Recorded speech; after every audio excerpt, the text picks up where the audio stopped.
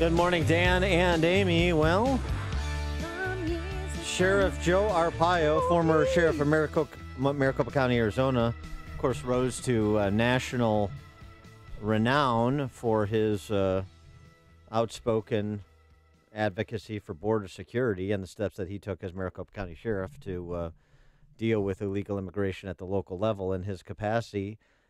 Now he has announced he is running for the United States Senate at the tender age of 85. Yeah, I mean, 85 is the new 40, don't you know? Of course. But last night he was on CNN with Chris Cuomo, and I knew it was going to be, Chris Cuomo just attacking him, making up false accusations, saying, the suicide rate was high in your prison. Suicide rates are part of life in prison, okay?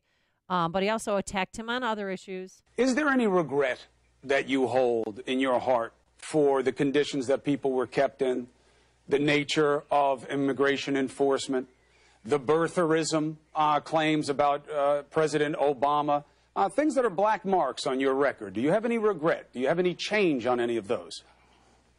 Well, Frank Sinatra says in My Way, regrets. I've had a few, too few to mention, and I'll repeat that to you. But no, I have no regrets. We did the right thing. My people did the right thing. We were very successful throughout my 24-year tenure, the longest-serving sheriff in the history of Maricopa County. No. And then talked about the birther issue, too. But we'll get into that because he's joining us now. We're very honored. Sheriff Joe Arpaio, former Maricopa County Sheriff, Republican candidate for U.S. Senate in Arizona. Sheriff Joe, thanks for joining us. Appreciate it. Well, thank you. Why the decision to run for Senate, particularly with an increasingly crowded field of conservatives and office holders? Well, I gave it a lot of thought.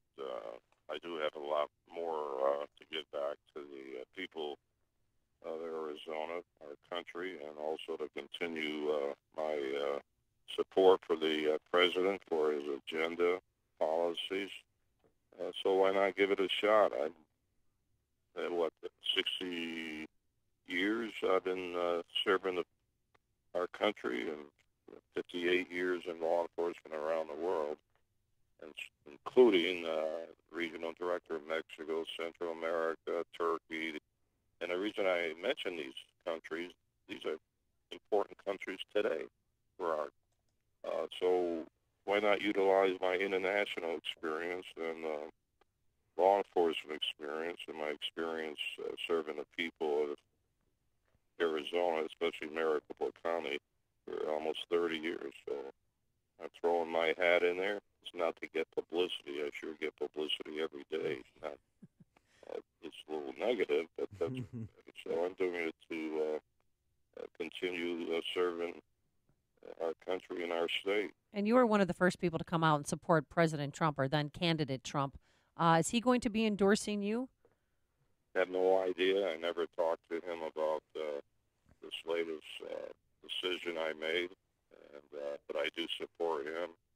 When he was here a month after he announced, it was July 2015, I introduced him and said he would be our next president. I guess I was right in that regard. No, I support him from day one, and I'll support him as long as he's the president.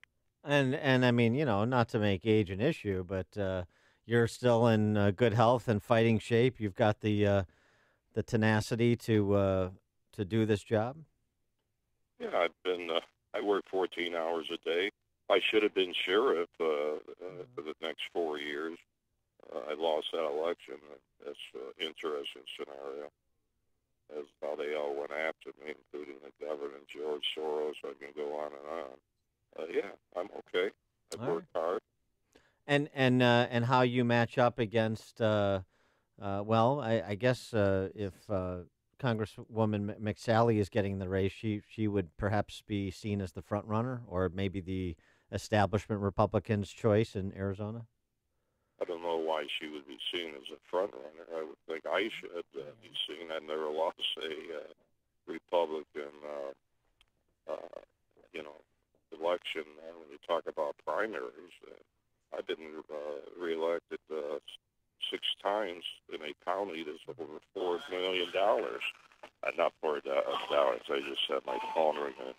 So I would hope that I would be the front runner, but it doesn't matter if I'm not right now. I'll work hard and try to win the Republican primary. That's my main mission right now. Then I'm looking forward. I'm really looking forward to the challenge running against the Democrat and the Democrat Party and the chairman who went after me on the civil rights. Hates my guts. Just said yesterday he'll do everything to get rid of me. So good. Good. That's an endorsement. So immigration's a big deal to you, and I know you worked hand in hand with ICE to hand over convicted criminals once they served their time. You'd hand them over. What do you think about Dreamers and DACA? Do you think that there should be an easy pathway to citizenship for them? That's a tough one. I'm against amnesty. But I came up with an idea that everybody thinks is far out. All right, but what I is like it? to come up with far out ideas. One is to, when you come across these people, send them back, deport them, and let them spend some time in their country, learn their country, be ambassadors for the United States over there.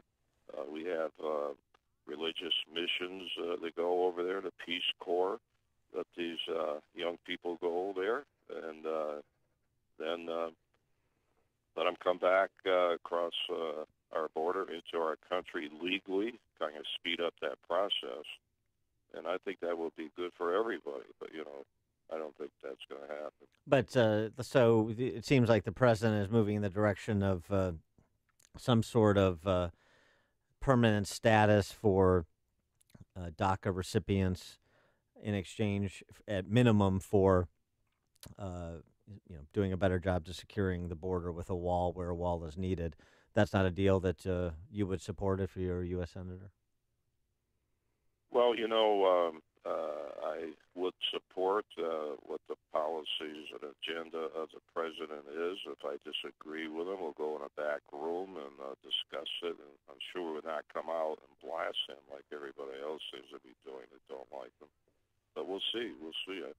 Always watch out for the president. Sometimes people really don't know what he's going to do. He's a negotiator. He talks both sides of the fence. So that's what he's doing now. But let's see what the final results are. So you're ready for the fight, right? Because, it's not like you haven't been through this 1,000 times before with, because politics is nasty. Yeah, especially with this guy.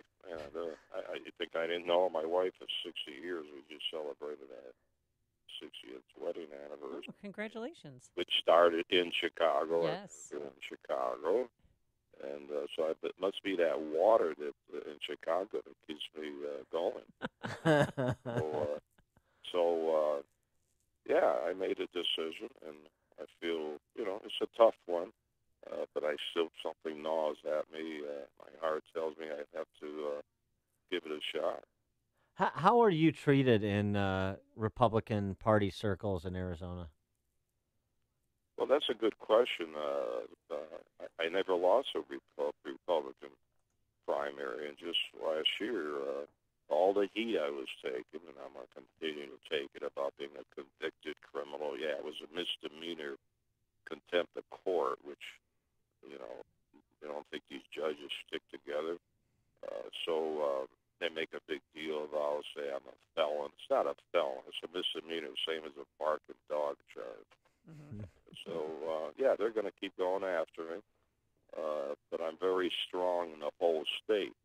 Now, Maricopa County is over 4 million people, and that's where I worked as the sheriff. No, I feel very strongly about the primary. There's some Republicans that don't like me. I know that. Some establishment people. I'm sure the two senators from here, they don't like me. When public opposing the pardon that the president gave me over this misdemeanor. So I have some Republican enemies. But that's okay. Everybody has the right to make your decision. He is former Maricopa County Sheriff Joe Arpaio, now a Republican candidate for the U.S. Senate seat being vacated by Jeff Flake in Arizona. Sheriff Arpaio, thanks so much for joining us. Appreciate it. Hey, thank you, and good luck in Chicago. Thank you. And Sheriff Arpaio joined us on our turnkey pro answer line.